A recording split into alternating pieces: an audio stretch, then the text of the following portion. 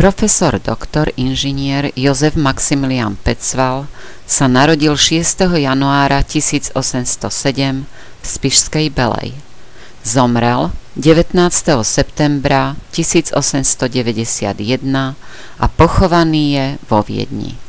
Bol fyzik, matematik a vynálezca, činný najprv v uhorskej, neskôr v rakúskej časti rakúskej monarchie. Pokladá sa za zakladateľa modernej optiky. Vzdelanie. Po štúdiách v Kežmarku, Podolínci, Levoči a Košiciach začal v roku 1826 študovať na Inštitúte geometrie na Pešťanskej univerzite. Filozofické štúdium absolvoval na Kráľovskej akadémii v Košiciach. V roku 1832 obhájil doktorát filozofie a stal sa suplentom matematiky, mechaniky a praktickej geometrie.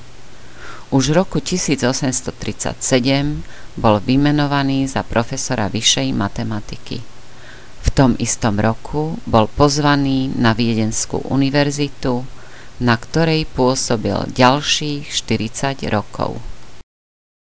Zaoberal sa akustikou, balistikou, analytickou mechanikou, vypracoval projekty plavebného kanála okolo Pešti.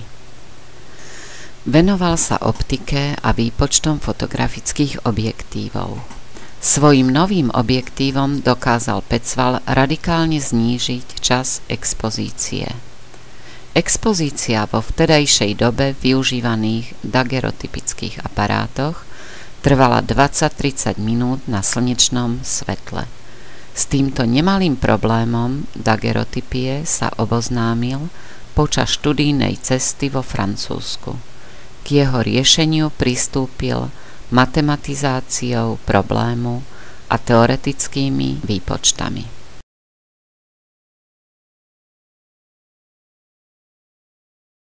Medzi najväčšie Pecvalové vynálezy patrí skonštruovanie portrétneho objektívu, neskôr zostrojil aj krajinársky objektív.